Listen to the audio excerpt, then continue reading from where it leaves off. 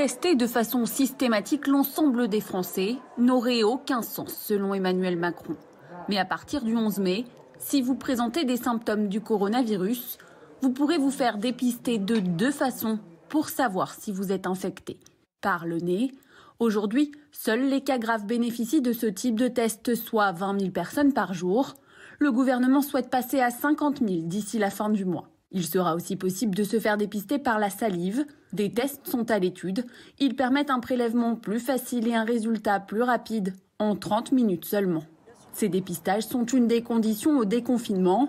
Les personnes testées positives seront mises en quarantaine pour éviter de relancer la propagation du virus et accompagnées médicalement.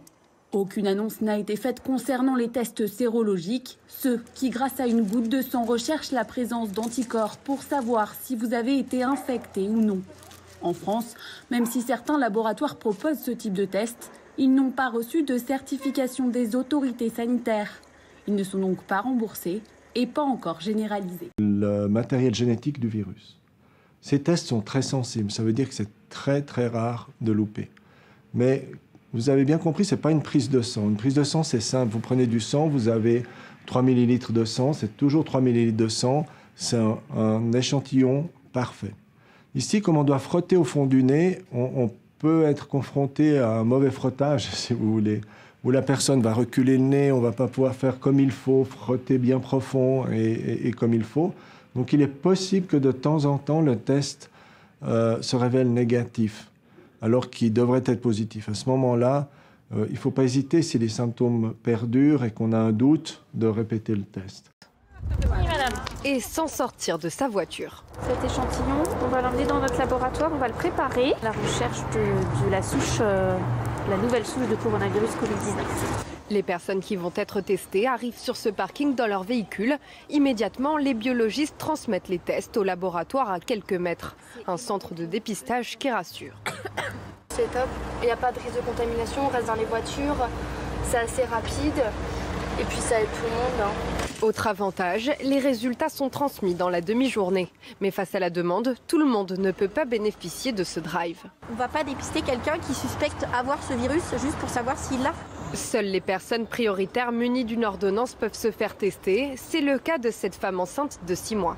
Je soulève l'arête du nez et on va enfoncer tout droit le tourbillon. Quelques minutes suffisent pour effectuer ce prélèvement au fond du nez. Un geste désagréable pour le patient, mais indispensable. Des prélèvements prescrits aux personnes qui présentent des symptômes et possédant un système immunitaire fragile ou encore celles très exposées aux autres dans leur métier.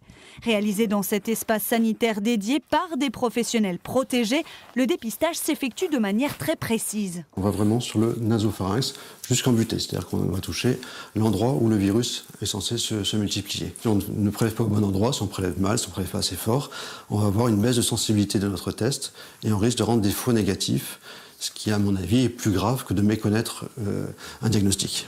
Il faut compter 24 heures maximum pour recevoir le résultat des analyses. Celles-ci sont examinées ici dans le laboratoire du CHU qui fait partie des 38 centres en France à pouvoir le faire, le seul du Limousin. Ce sont des virus très très ronds. C'est pour ça qu'on les appelle corona en couronne. On ne le voit pas, hein. Quand on fait les analyses, on va pas le visualiser. C'est des outils qui permettent de détecter le génome, donc on est beaucoup plus fin. Depuis lundi, les tests s'intensifient. 25 par jour contre 4 la semaine dernière. Je ne sais pas jusqu'où ça va croître. On est prêt pour faire quand même pas mal d'analyses. On les réalise 7 jours sur 7, les analyses, le week-end compris. 9 personnes travaillent déjà à flux tendu dans ce laboratoire pour détecter le virus. De nouveaux professionnels devraient être formés pour faire face à l'accroissement. Hélène a de la fièvre, des maux de tête et de la toux. L'aide-soignante de 26 ans craint d'être contaminée par le coronavirus. Son médecin l'a envoyée ici, dans ce nouveau centre de dépistage qui était avant l'épidémie un centre de santé au travail. Une activité totalement différente pour Brigitte Lecam.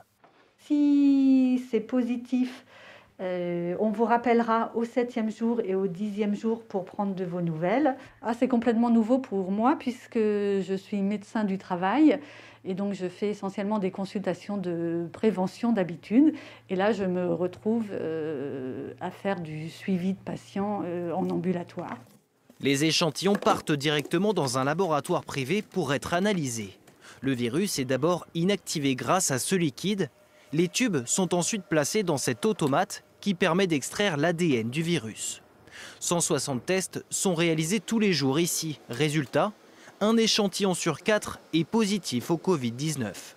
En plus de ces tests viraux, le laboratoire va exploiter son matériel pour effectuer des tests sérologiques. Nous avons également la capacité sur ces automates de pouvoir réaliser à terme en sérologie environ 300 tests par jour et nous envisageons rapidement de commander d'autres automates de façon à augmenter effectivement la cadence. Ce laboratoire reçoit les tests de 10 centres de dépistage créés dans le département depuis le début du confinement. Tester, tester, tester. La France doit donc désormais suivre cette voie et se préparer à faire évoluer rapidement sa stratégie de dépistage. L'enjeu, c'est d'être en mesure de multiplier nos capacités de test au moment où nous lèverons le confinement. C'est l'enjeu. Au moment où nous levons le confinement, au moment où nous permettons à chacune et chacun de reprendre le cours normal de sa vie, nous devrons pouvoir vérifier que les personnes pour lesquelles il y avait un doute présentaient ou non la maladie. Et quand je dis multiplier, cela veut dire multiplier, pas juste augmenter. Sans attendre, nous travaillons avec l'ensemble des industriels en France comme à l'étranger pour augmenter ces capacités de test dans les plus brefs délais.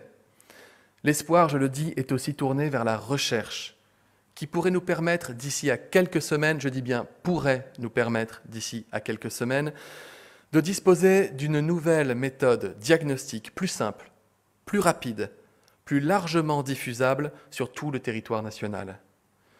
Vous l'avez compris, ce n'est pas sur la base d'un dépistage massif que nous mettrons fin au confinement, mais c'est sur la base d'un dépistage massif que nous pourrions être amenés à accroître notre surveillance une fois le confinement levé.